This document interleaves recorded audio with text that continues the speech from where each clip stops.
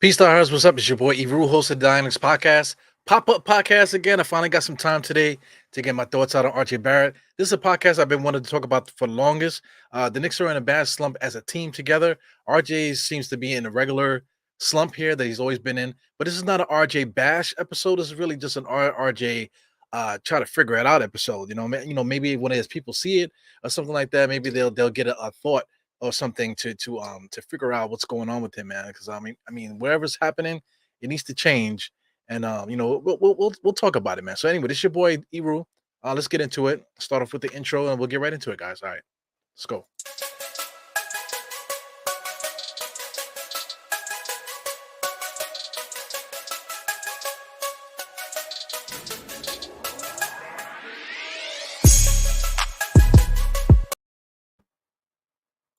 So we're here, guys, man. We're gonna talk about RJ Barrett. Listen, I've been a big, I've been on him. I've been on him since he started in his career. Let's talk about for a second. What is his position? His position when he first got here. You want to talk about, the crazy dude that was the coach here before, Mr. Bob Ross with the big eyeglasses from Miami. He was the head coach. That was I can't think of his name now. Mr. Fizdale. Mr. Fizdale was the coach.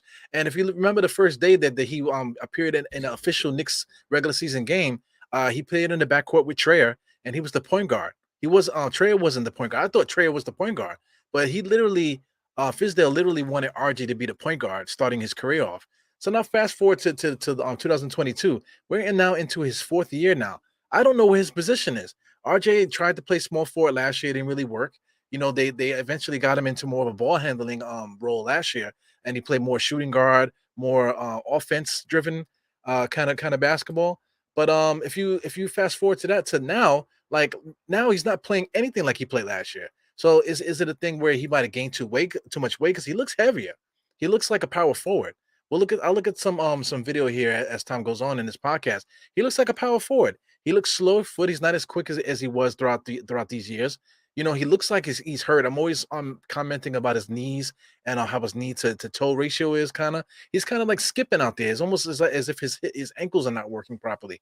He's not getting proper bounce on these layups. That's why he's missing it. As somebody that's 6 foot, what is he? 6'6" or 6 foot, whatever he is. He's about 6'6", 6'7", and he's getting layups that are hitting the bottom of the rim. I mean, come on, man. This is not. He's not 5'10" and he's not out of shape. He's an NBA basketball player. He should not be doing that, man. So I mean, there's something got to be wrong with this kid. Um, if you want to play off last year, he had a big slump and then he came back and we'll talk about that too. So I mean, listen, man. Let me get into it. I already saw something already, man. This is what RJ is: high volume, inefficient scorer, too inconsistent. I agree with that. RJ is a bit of a tweener, not a perfect for shooting guard or the ideal small forward. Yeah, JJ, I mentioned power forward. I mean, this guy might actually be a power forward. Because I don't have it queued up here, but they were talking about Archie Barrett, whether who would be like the Black Panther, because Black Panther came out, whatever. So they was asking who's the Black Panther of the team, who's mostly like Black Panther, and I think it was Obi. Obi who said it that he's a lot like Julius. You know what I'm saying? And that is absolutely a fact of life. Julius Randle and RJ Barrett are almost exactly the same, but two guys that are trying to play perimeter and they're not perimeter players. Julius Randle is a power forward. He can't really guard anything. He can guard man on man. He cannot play help defense. Absolutely not. Now RJ, he can't defend anybody. Last year he was our defensive stopper, quote unquote, right? Now this year he can't guard anybody. So I mean, he's not quick enough to guard small forwards anymore. Guys are getting past him left and right. Shooting guards are blowing past him. Point guards forget about it. It's not even worth putting. He's like a cone, like people say about Fournier. This year so far in the season, RJ has been a cone on defense against point guards and stuff like that. So I don't know, man. What position is he? I'm thinking of like, guys around the league like Jake Crowder and these guys. RJ Barrett is on the lines of a Jake Crowder and stuff like that, where these power forwards nowadays are not looked to get a whole bunch of rebounds. But RJ is a good rebounder. He gets about 6, 7 rebounds per game. 5, 6, 7 rebounds per game. So that's pretty decent for a power forward in 2022. Because now, like most teams out there, they do gang rebounds. The center gets most of the rebounds, and then the rest of the team gang rebounds. So you can function with somebody at the size of RJ Barrett. Shout out to Detroit. Detroit's not a good team, but I mean, I'm just thinking about Stewart. That cat Stewart on that team. He's the center, and he's about the same size as RJ. It's just very weird. It's just a very weird situation that we're talking about RJ now in his fourth year. In his fourth year, people wanted to tell me that he was going to be an all-star. He was going to be like all these different things, man. But what is he for real, man? Let's take a look at his nicknames. They call him Maple Mamba. He didn't like that because it was connected to Kobe.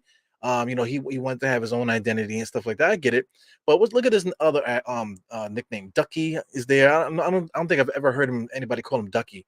Headband roll. He wore a headband like maybe like a couple weeks in the season once. Star J. People call him Star J. He's not a star.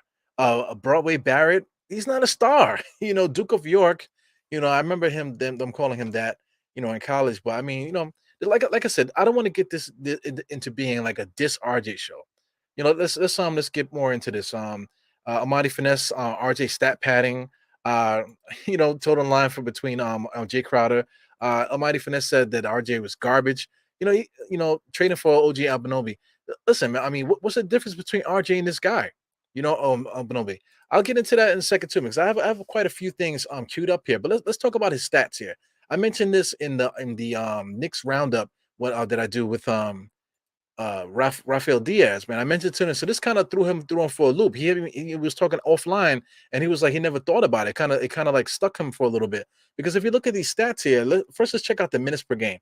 30 minutes per game as a rookie, 34, 34, and basically 34 again for this next 3 years. If you look at the stats here, the field goal percentage hasn't really is not really stable. 40% as a rookie, 44 in the second year, 40 in his third year, and 42 in the year that he is in right now. 3-point percentage is unstable again, 32%, 40, 34%, and then 30%. That's the next, these are the 4 consecutive years. 2-point percentage is what drives me crazy because if you're going to be a 20-point a game scorer, then you have to be able to finish at the rim. You have to be able to finish on your 2-point percentage shots. So nobody talks about 2% shots. They're always talking about other stuff and all these analytics and stuff. But just the basic shots we hear. Look at this: 43%, 45%, 44%, 49%. Most players in his peer group that are 20-point a game scorers and things of that nature, they don't shoot 43 and all this 45, 44% from the 2-point range.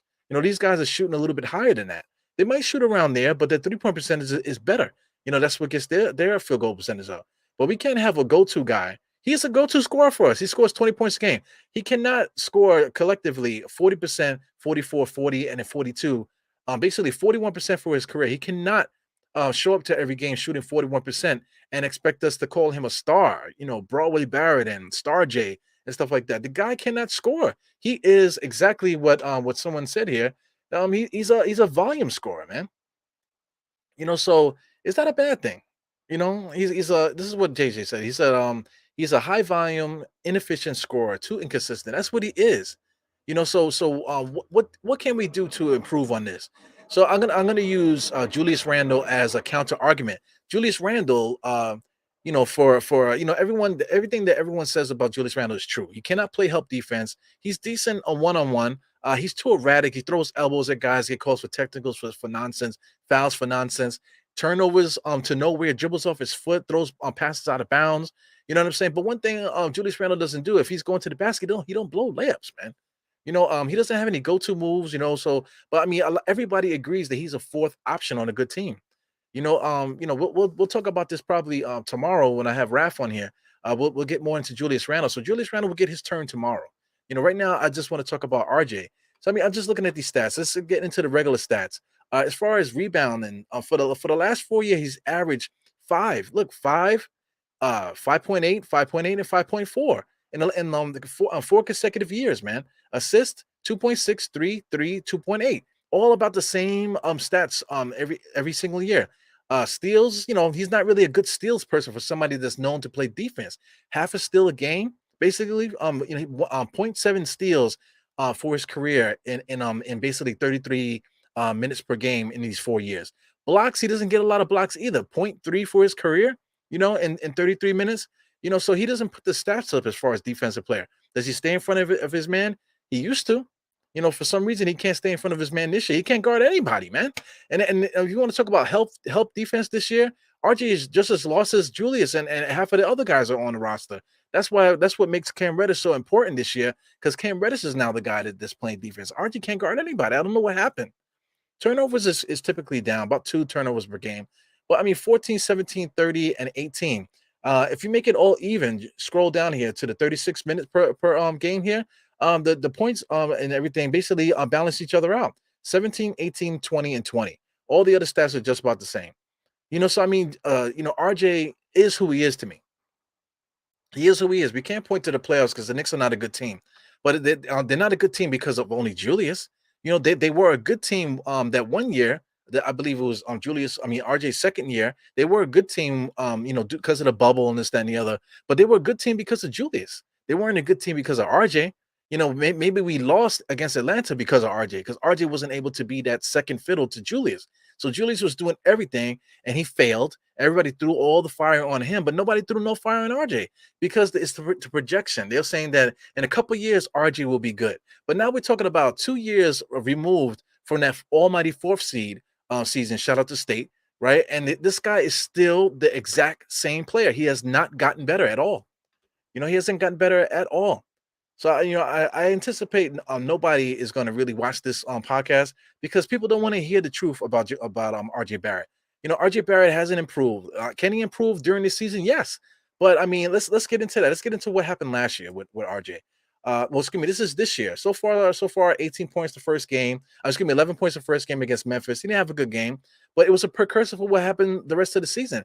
He can't guard anybody. He's inconsistent scoring. 3 for 18. 3 for 18 is not something that's different. Because I mean, the last game he was 2 for 10. In a big game against OKC, against Brooklyn, he scored 16 points, 5 for 14.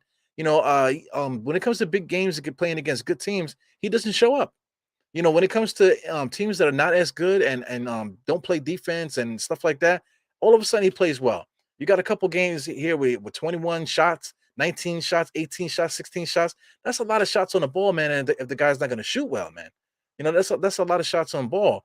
Check out the points per game. Like I said, 20, 20, a lot of 20s in there, 27 once, 30 once. He had that 27 against Boston. I don't remember not one basket RJ scored in that game. And that's the reason why we lost. Now I remember every basket that Tatum took. I remember every basket that Jaylen Brown took because they were kicking our ass. But RJ, on the other hand, with his 27 points, I don't recall RJ kicking anybody's ass on Boston. I recall RJ is just really scoring within the flow of the offense. Fast break points and that type of thing, broken plays and scoring that way, not really dictating whatever. Jaylen Brown was kicking our ass, man, and especially in the first half of that game.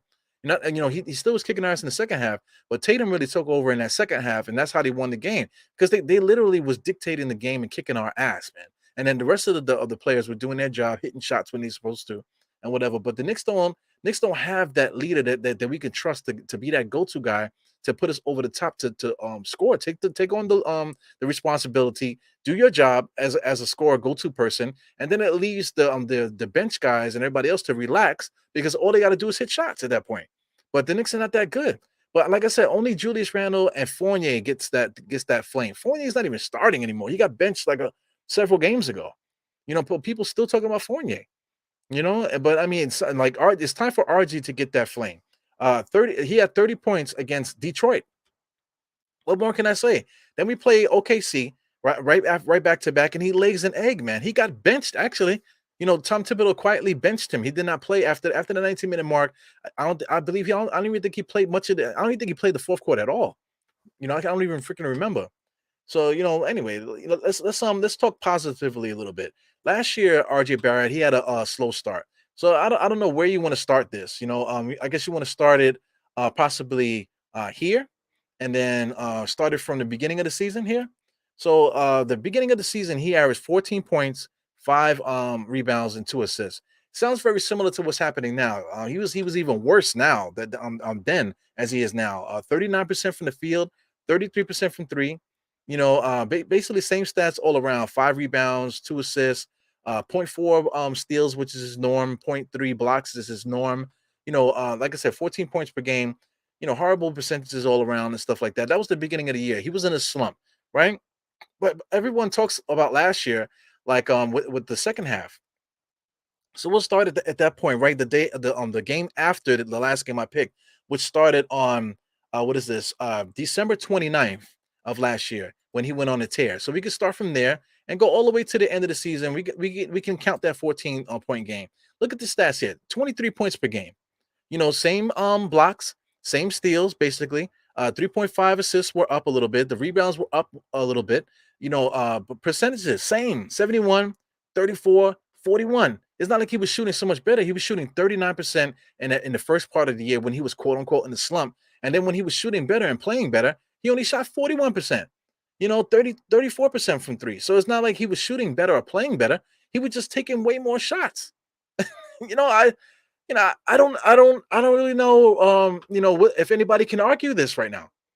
I don't know if anybody can really argue this thing with RJ. RJ is a volume scorer right now. The problem is right now not just other players. Right now we got to say the problem is RJ. The problem is RJ. Julius Randle is a fourth option on a good team. If that's the case, then what is RJ, man? What is RJ? If Julius is a fourth option, what is RJ? We're gonna talk about third option. Okay, you can make RJ the third option, somebody that scores within the flow of the offense or whatever, or maybe even push R in this particular team, push RJ to the fourth option, and then you got Julius as a third option. Then I guess you can say that Jalen Brunson is that second option because he's the point guard. He can call his own thing. So we need a go-to scorer. Go-to scorer. Where are we going to get this man? Because we are in desperate need right now of stopping the bleeding. We're in a desperate need of stopping the bleeding with this team. And I really don't know what else to say. It sounds like I'm whining about RJ, but the truth is, man, the truth is in the numbers. The truth is what you're seeing on the court. At the end of these games, everybody goes to Twitter for information to see what people are talking about, and everyone's still complaining and talking about how great RJ is when he has a good scoring game. But then they always shit on Julius and they always shit on Fournier. They don't talk badly about anybody else. They talk about Tom Thibodeau, and then if we lose, they talk about the front office and stuff like that. But the real truth of the matter is 4 years of this kid. That we really need to put the flames on this guy. He got paid right now, so there's no excuse anymore. We're not waiting for potential. Right now, he's supposed to be doing his thing right now. So let me I took the screen here. So I'm trying to set up the highlights from the last game. So I mean, it's the kind of not fair to post the highlights from the last game, but like I said, he is a volume scorer. You know what I'm saying? So he only attempted, like, I want to say, like, well, like 11 shots the last game or so, something like that. He didn't really attempt a lot. He only had 19 minutes or whatever. But if he played the entire 34, maybe even 40 minutes in the last game, then maybe he would have reached his numbers. He would have reached his normal numbers that he normally gets.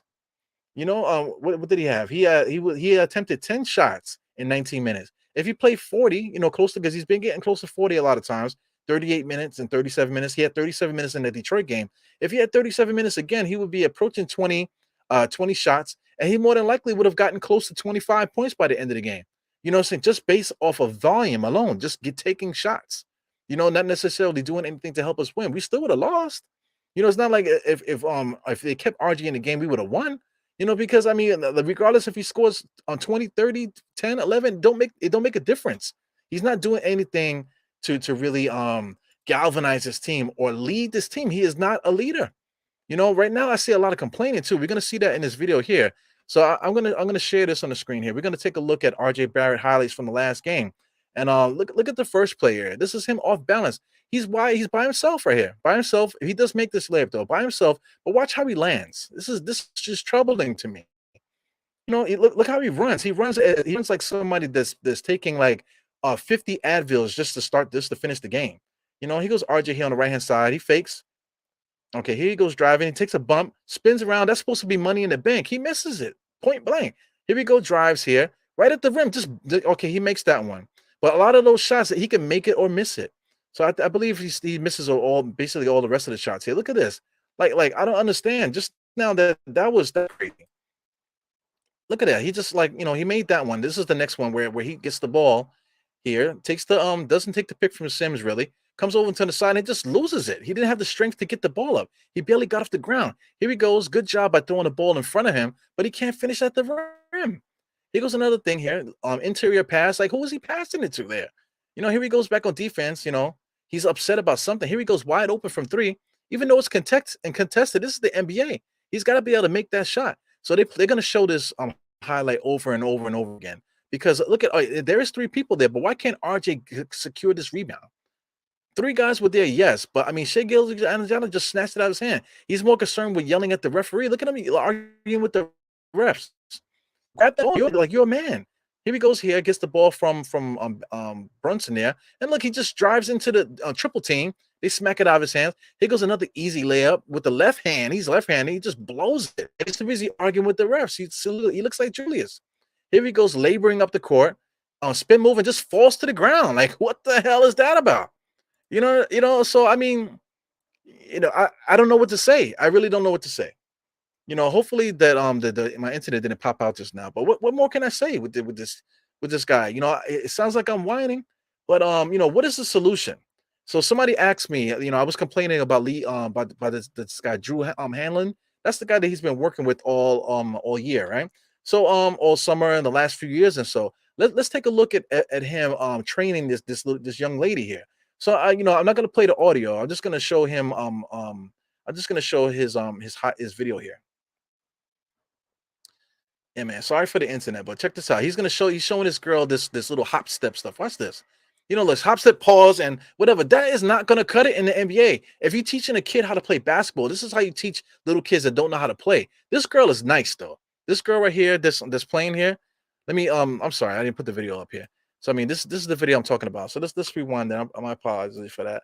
So I mean, he's teaching this girl how to pause and stuff like that. Pick up the dribble, pause, look, and whatever. Watch him. See, watch him. He fake and whatever. I mean, this is stuff that you teach like little kids that don't know how to play, that they can't dribble. You teach them how to do pause and stopping goals and stuff like that. But everything that he's doing to an NBA player, this is not going to cut it, man. This is not going to cut it. It's one thing to teach this young lady little nuances and stuff like that. But once you get the nuances at her age, as a young basketball player, you learn these little nuances. And once you learn that, then she can add all that other stuff to the game. But I'm not Julius. RJ doesn't have none of that, man. This is like a waste of time for somebody. This girl is already a major scorer in at her level, a young lady, high school basketball. She's already a major scorer. She's just learning little nuances here. She's not learning how to play. So I mean, this guy, Drew Hanlon, is teaching RJ these moves here as somebody as a fourth year NBA player, man. So I mean, this is not it, man. This is not it. Drew Hanlon's approach. RJ needs another trainer.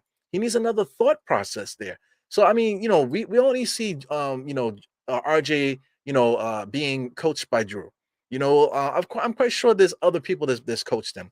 But let me see this. This is another video that freaking drove me crazy. There might be audio here. Okay, there's no audio. So let me get this up. I bet I deleted the share. But this is a YouTube short here. He's showing him how to just dribble. This is something that you teach a little kid. Watch this. He's teaching him how to pause, stop, and then just stop and go. Go through the legs and go. Go through the legs and go. This is something you teach like an 8-year-old. This is what I'm going to teach my sons in the summertime. Stop, wait, and put the ball and go. He's teaching them basic little kid stuff, man. He's a fourth year NBA basketball player, man. This is ridiculous. This is ridiculous. And everybody's there watching. He's paying his good money to learn how to do stuff that he should have been already known how to do since he was like that other young lady's age. This guy is a fourth year NBA player, man. It's ridiculous. It's ridiculous to me. So I mean, there's a couple of videos here that I want to post. But listen, I don't want to diss Drew Hanlon because I think that he's a good coach. But I mean, what he's teaching RJ. Watch this. This is a similar video here where he's teaching him in between the legs, and go. Look at that. Look, that's bullshit, man. That's bullshit. Look. Dribble through the legs, slow, and then go. Like, what the fuck is that, man? Shout out to Drew Hanlon. I'm using your videos and stuff like that. More than likely, you're gonna give me a copyright thing for these videos. But listen, man, once you see me making these comments and stuff, no disrespect to you, Well, I mean, RJ Barrett, you would like in this some of this another video when he was teaching him these slow twitch moves, step back, step back, step back, and then pull. Man, that is not gonna work in the NBA. It might work if you're playing as a weekend warrior after working a freaking 60 hours in a week, and then now you're playing on the weekend with your boys. That might work. That little stutter step, and then pull up for a jump shot for somebody that's out of shape. But somebody in the NBA, that's not gonna freaking work, man. It's not gonna, and it's proof in the pudding because it's not working for him.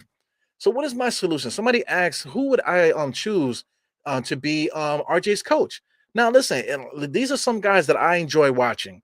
These guys teach all levels. They teach little kids. He has a nephew that's always in his video. So I can't get my man's name here. I should have wrote his name down, but this is my man right here. Let me get him up here. This guy, check out his YouTube channel. This is PJF Performance. He's I guess he's based out in California or something like that. But if he, I'm gonna play one video. Some of these videos, like I said, he's with his nephew. His nephew is helping him with his videos. But his nephew is nice, but he's a really good one-on-one play. He has a lot of one-on-one moves. He's short, but I think he's about maybe like 5'10", 5'11". And you can see a lot of these training videos where he's teaching guys how to do different moves and stuff like that in here. But I'm going to show this one. This is basic Luka Doncic moves. So I mean, these are moves that RJ needs to make at this point of his career, man. Not step in and then shoot, or stop, dribble through it and stop and go, stop and go. Get the fuck out of here. This is what RJ should be on. He should be on this now. He should be on this level. You already know the basics. He should be working on go-to moves. If you want to be a go-to scorer, what the fuck is going on here? So this is basic stuff here. So I'm gonna scroll down here. There's another video here that I enjoyed. It's quite. I mean, check out this guy. This guy is excellent, man. My man's name is his channel is called PJF Performance. Fantastic, trainer. Let's look at this drag hezzy stuff here. Is this the video? There's quite a few, man. But I'm just gonna show this. This is like 5 hezzies to get defenders jumping. So I mean, look, like he's just joking around there with his it's called Pop Tarts. Get the defenders to jump up in the air. So anyway, this is it here. RJ has none of that. RJ has none of that. Teaching his the nephew to do little moves and stuff like that. RJ has none of this. He doesn't, like, in the training, he's not going full speed. He teaches, this guy teaches like you have to play full speed at all times. You cannot train in half speed. You have to train in full speed. You know what I'm saying? That first move that he did there when he fell, he was just like a joke. If you listen to the audio, you'll see what he meant. But there's so many different variations of things here. This is something here that struck at me, because this is what RJ does. So he says 99% of NBA players can't do that. RJ Barrett does this every single time. He says 99% of NBA players can't do that move there. Literally, RJ Barrett does that 40 times a game, man, and blows it with his left hand, blows it every single time. So I mean, get with a real trainer, man. Get with a trainer that's going to teach you how to score. You're an NBA scorer. You need to learn how to refine your scoring moves. What you need to do. And RJ just doesn't have it. He just doesn't have it, man. Can RJ get it? Yes. Here's another thing here. I'm gonna play some audio with this. This is another guy. This is Lawble. This guy is excellent too. This guy is fantastic. Lawley, his name is Lawley. J Law, J Law Ball on B Ball. That's the name of his YouTube channel. His name is Lawley. And this is XRM. He used to be a former Knick. He was on the Westchester Knicks. He was out. He played for Memphis for a little while. He was out the league. Now I think he's playing in Australia now. He's gotten exponentially better. He lost his hair too. He's bald now, but he's got so much better throughout the years. But he got better because of training with this guy. So I mean, I'll get some audio here. Hopefully you guys can hear it. But let's take a listen to this conversation. And CJ, they'll step like halfway outside your frame and then get you leaning back and go the other way. If my crossover into a hezzy pull looks exactly like I'm going to go downhill on you, you're going to lean. You become very hard to guard because now you don't know. The game is really simple. We just know how to access it out of the smallest of margins. Yeah. It's so important to have live reps. That way you're working the mentality side of your game, how to process and read and react. Yeah, exactly. Defenders can only play like 4 types of defense. How best does my game translate into a defender plays pressure defense? 100%. Okay, now I need to learn what works best for me. So we get a You see what I'm saying, man? It's they're talking the game, bro. They're talking the game. That's how you talk the game. There's like only four different ways somebody can guard you. That's elementary school shit, man. So I mean, him talking about dribble drags and showing that you're gonna go downhill. Let the defenders know you should be like RJ Barrett should be dissecting defenses now, not just learning these little stupid ass moves that you learn when you're 8 years old, man. So I mean, there's so much knowledge to get from these guys here. And with these moves that he's teaching them, that he's teaching in this video. There's so many things to learn, man. Let's watch some game action of these guys actually playing. This is XRM versus Mr. Lawley here. Using that momentum against him, we work on a lot taking that hand down. Because as soon as I take that hand down, it's a momentum thing again. Get a guy leaning forward. Yeah, RJ never does that, man. Feet, and just that lean. If guys are sitting back or if they're leaning forward, just kind of using that to your advantage. I think another huge thing, another point of emphasis you're saying too, is being confident in who you are with your. I mean, they're just speaking such great facts about basketball. Just a basic conversation about basketball. If you're breaking down an NBA player, telling him he needs to dribble, look up, and then go. That is, I don't know what to say. I don't know what to say, man.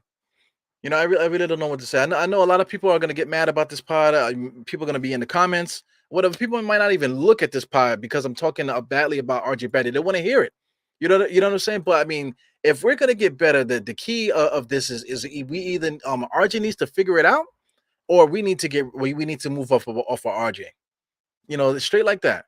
There's a part 2 to this. Will probably be tomorrow. I'll get Rafael Diaz to talk about it with me with Julius Randle. We'll talk about Julius tomorrow, but I don't know, man. The Knicks do play tomorrow too, man. They have a 9 o'clock game, against Utah, man. That's going to be a crazy game. They literally lead the league in 3-pointers. So I can't see us having a good game against a team that shoots the lights out like that from 3. They literally lead the league in makes and attempts. Utah. A team that's supposed to be a lottery team.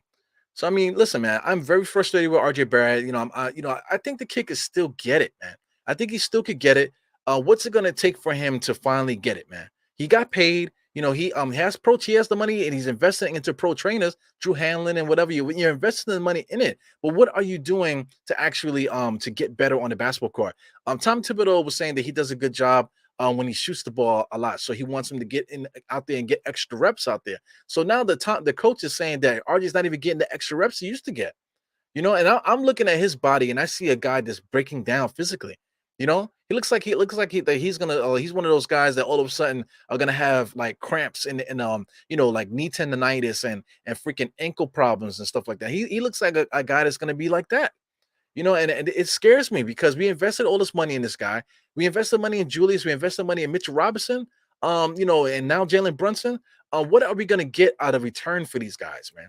We invested the whole franchise in these guys for the sake of having continuity and paying our draft picks and stuff like that. What are we going to get out of it as a fan base, man? Shout out to Ahmad. He says Chris Brickley. Chris Brickley is the best trainer in the business because I mean he teaches everybody. He works post players. He works point guards. He works in between guys. You know what I'm saying? Not a lot of yelling. Not a lot of stuff. He just knows how to drill guys. Guys. If you watch Chris Brickley's drills, they're great. He puts guys through workouts where they're putting up a lot of shots. What's the name? Julius Randle lives in Chris Brickley's office, man. So you can see that Julius Randle's jump shots gotten so much better. Stuff like that. But I mean, Julius Randle himself, he just can't dribble, man. He just can't dribble like he's been doing because it's not his game. He plays so much better because we already figured that out. We figured it out. As long as Julius Randle only takes the maximum 3 dribbles, then he's going to be a good player for us. Maximum 3 dribbles. Get rid of the ball. Either shoot it, pass it, or shoot it. And he's good money. You know what I'm saying? Once he starts doing more than that, that's when he gets into trouble. So we already figured out how we could fix Julius Randle. But how can we figure out how to fix RJ Barrett? I think it's going to be impossible for him to get better outside of him just shooting more shots. Like I said, in the beginning of this pod, if anybody even sits here to watch this, like I said, he's basically a volume shooter. He's not improved his percentages at all. Not aside from his percentages, have you seen him change his bag? Has he gotten better as an offensive player? Has he added any moves? Has he added anything? He changed his jump shot where now he shoots like this. Looks like a swan's neck now, when he shoots, So he did change his form in the jump shot. It looked good in the preseason, but he forgot how to shoot in the regular season. I don't know what's going on with this guy.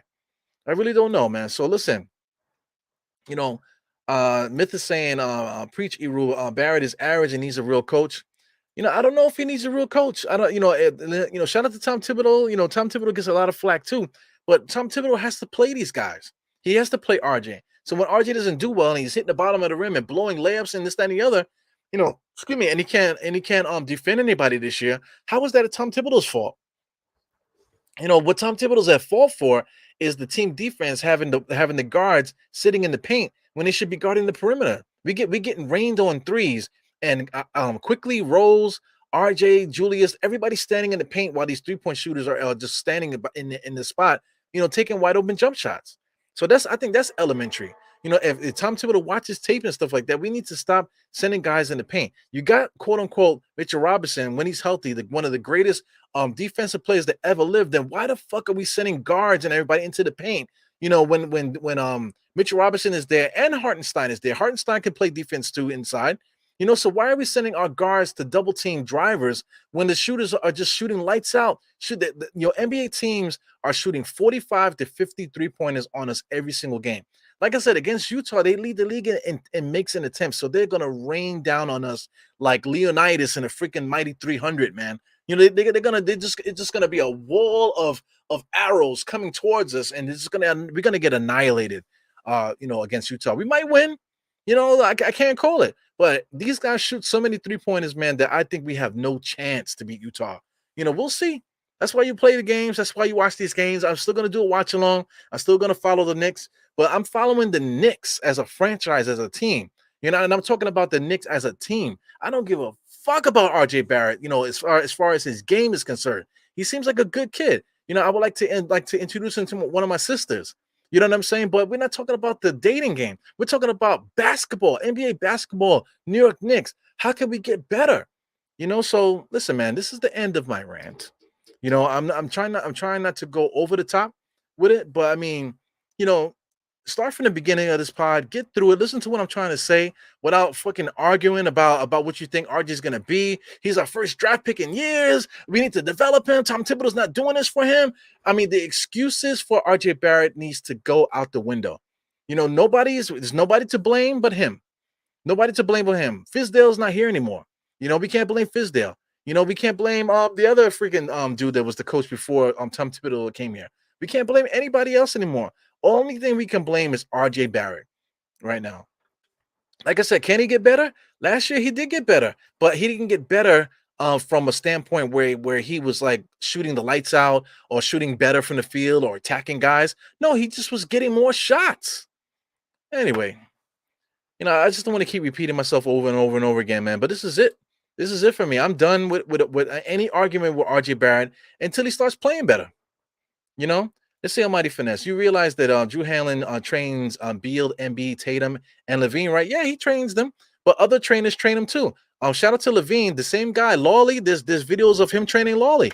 Shout out to I meant to mention this. Shout out to Giddey, Josh Giddey from OKC. There's a video out there showing that floater. He had 6 floaters against the Knicks and he was killing us, right? Where did he learn the floater? He learned it from this guy Lawley, man. Just go to J Law B Ball on YouTube, and you could watch him showing Josh Giddey that same move.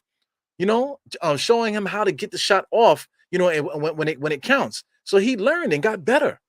You know what I'm saying? He learned and got better.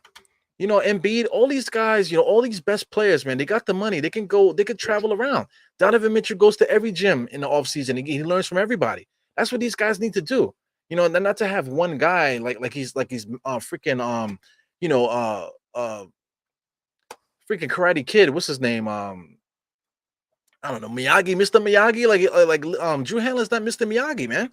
He needs to get more reps and get more people involved to help him out.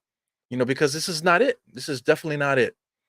Shout out to Jay Boogie here. You sending RJ to California like Rocky 3. Yo, you got it, man. I don't know what's working with his footwork. It's terrible. Shout out to the channel. He said, yeah, absolutely. Like that Rocky analogy is right on the money. Because Rocky was playing a certain way. He was getting punched a lot, but he went to go train with Apollo Creed, and Apollo Creed got him faster. Apollo Creed helped him move his head and get him to do whatever he needed to do to change his game in order to fight a much stronger, much more physical Clubber Lang. And then that same training style helped him out when he fought the next guy in Rocky 4. So I mean, listen, man, the evolution of RJ Barrett, is not going to happen this year. I'll be surprised if it does. If it does, I'll be here to talk about it too. But at the present time, man, there's no change with this guy. And I just don't feel confident in what's happening with him. I don't, and especially with him and with RJ, I don't feel confident with RJ. I don't feel confident with Julius. And Brunson is good, but I mean, he needs everybody else to be good enough in order for him to truly be good. Between those guys and between Mitch being hurt all the time and not really contributing still on offense, he just block shots and that's it. Really, he's not getting any defensive rebounds. So there's a lot of problems with this team, and it's not just Tom Thibodeau, it's not just the front office. The front office, it's in their laps now. They have to make a decision, whatever it is. So I mean, if I was the guy that was in charge of this, heads would be rolling. Heads would be rolling, but not in a negative way. It's just that these guys though don't fit what we're trying to do. If RJ was on another team where there was other stars, he would be great. Like I said, I'm trying not to talk about it, but Julius Randle going to Miami Heat. If Julius Randle goes to Miami Heat, it's next to Bam with Jimmy Butler and Kyle Lowry and the shooters that they have over there, they'll be fantastic. He'll be in the perfect role for him, and they will be a very formidable team over there with Julius Randle in that team there. That team concept there. So I mean, it's just not working for us. The Knicks need to keep rolling this thing out here and figure something out. I don't know if we're ever gonna do it. Donovan Mitchell should have been the trade that we made, but we didn't choose to make that trade. So anyway, I'm not gonna keep talking about it, man. Let's get into it. We play the Knicks. The Knicks play Utah tomorrow, man. So I'm gonna be doing a watch along. We'll talk about it. We'll have a good time doing a watch along tomorrow against Utah. Like I said, they lead the league in 3-point attempts and made, man. So listen, man, get your umbrellas ready because it's gonna be a freaking sun shower, tomorrow. Well, it's at 9:00 game, so it's gonna be yeah. So anyway, it's your boy Eru, man, host of the Die Knicks podcast. Like I said, ain't nobody watching this pod. We'll see on the replays, man. Guys, get at me in the comments. Tell me what you think about RJ Barrett. Do you think that I'm right about this? Do you think this kid can get it together? I don't think that what people imagine in their mind is gonna happen. It's just not gonna happen. He's just a volume scorer, man. And if RJ starts shooting more shots, that means the season is over. So anyway, shout out to everybody that popped in here. You got Mighty Finesse, you got Myth, quite a few people. JG popped out a little earlier. Also, Jay Boogie popped in here with always with a fantastic comment. It's a lot to take Utah game over. Yeah, man. I hate betting against the Knicks, man. But I mean, this 5-game road trip is gonna be something. We'll be here to watch every second of it, though. That's what we do as Knicks fans, So we done seen it all, been through it all, and all this other stuff. So there's nothing new. We're gonna be here to the end. We are the true Knicks. We are the true Knicks. The players on the court are not the Knicks. We are the true Knicks. We done seen everything, seen it all. So it's not really complaining. It's just really stating the obvious today. I'm not complaining about RJ. Just like I said, literally just stating the obvious of what's happening here, and all this mystical stuff that people keep talking about the kid. I don't see it, man. It's just not happening. So anyway, this is your boy Eru. The Knicks podcast. This has been a pop-up podcast, last minute thing I put together here.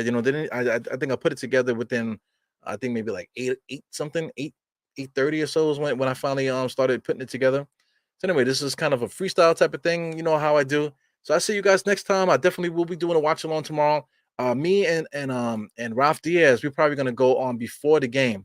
So tune in for that. We'll come on and we'll talk a little bit about Julius Randle before the game, or maybe we'll just do that during the game. So anyway, we'll see what happens. I see you guys tomorrow. This is your boy Eru, 4 fingers to the forehead, tucking the thumb salute, and I see you guys next time, boy. Peace. Never have it set up. Shout out to Jarrell. All right, peace, y'all.